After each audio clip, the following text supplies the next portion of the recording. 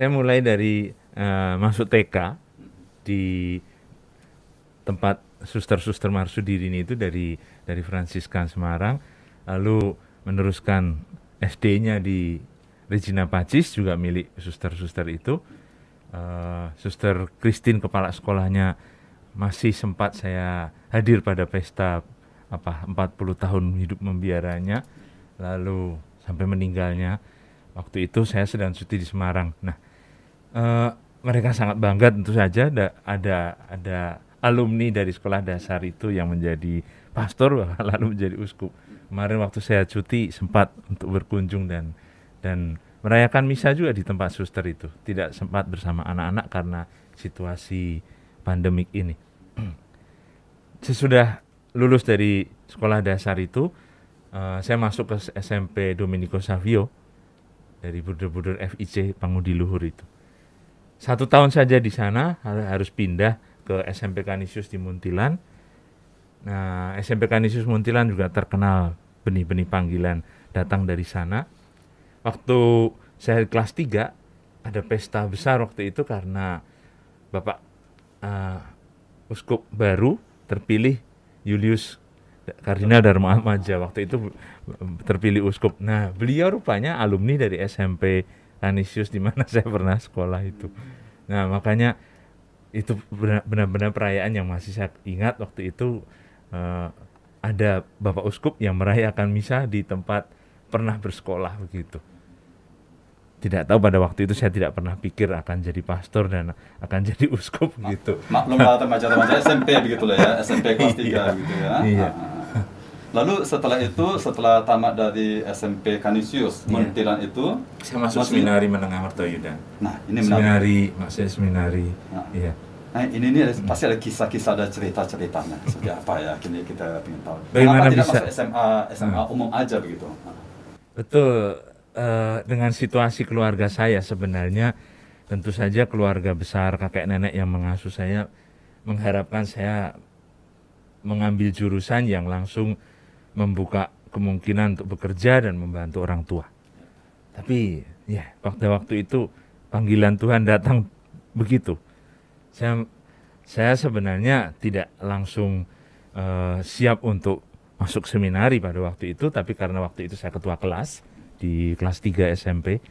Nah, bruder yang mencari panggilan untuk seminari itu bertanya, di kelas-kelas lain sudah ada anak-anak yang mau masuk seminari, masa di kelas kamu tidak ada?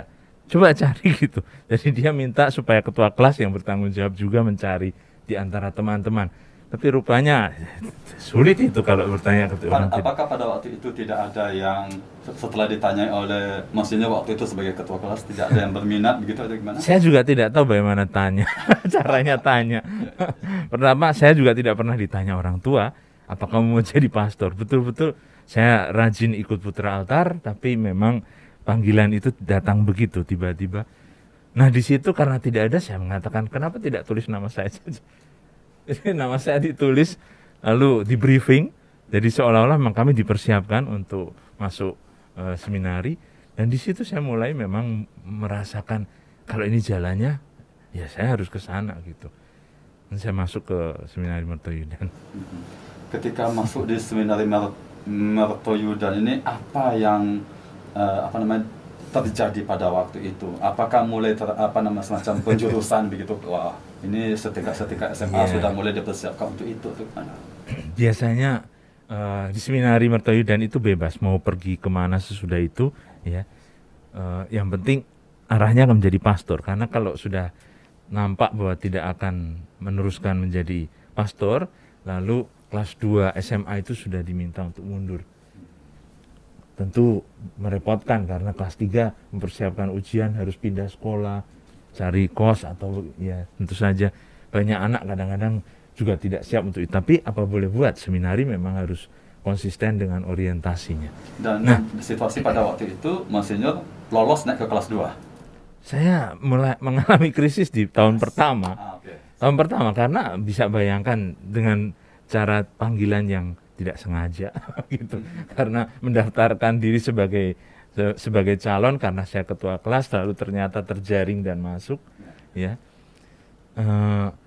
itu menjadi pergulatan saya pertama waktu itu. Karena apa?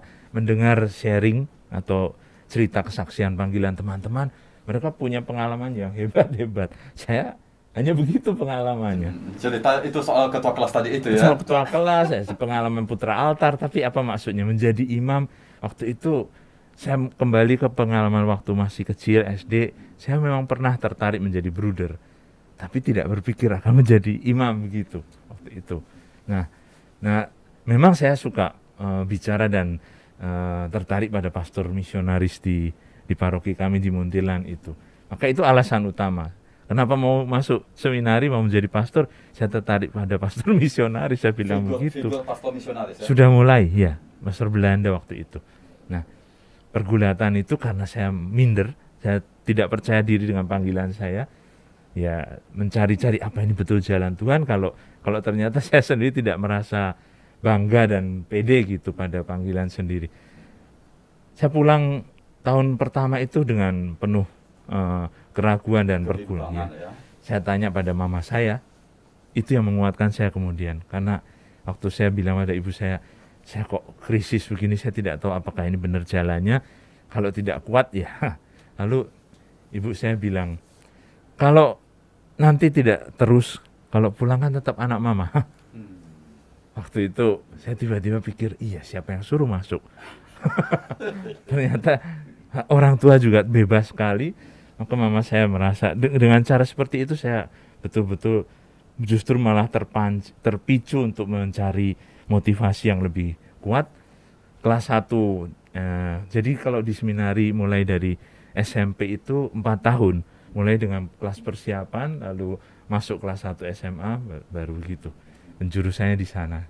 Nah, waktu di kelas 1 itu saya sudah mulai kenal dengan Pastor Saverian yang berkunjung ke seminari-seminari untuk promosi panggilan. Betul tergila-gila dengan Pastor Silvano Laurensi. Karena bukan hanya soal karena dibagi-bagi rosario misionaris, tapi betul-betul seperti ketika dia cerita, lalu kita ikut disertakan, nanti kok jadi misionaris itu jadi seperti begini. Kita betul-betul, kita tuh maksudnya saya punya kelompok waktu itu yang mau masuk Saverian. Jadi ada 3 kami, betul punya gengsi begitu seolah-olah. Akhirnya inilah panggilan. Nah, itu bertahan sampai kelas 3. Tapi karena Pastor Lorenzi tidak datang lagi, lalu pelan-pelan luntur itu. Luntur artinya, kok jauh-jauh amat sih mau jadi misionaris.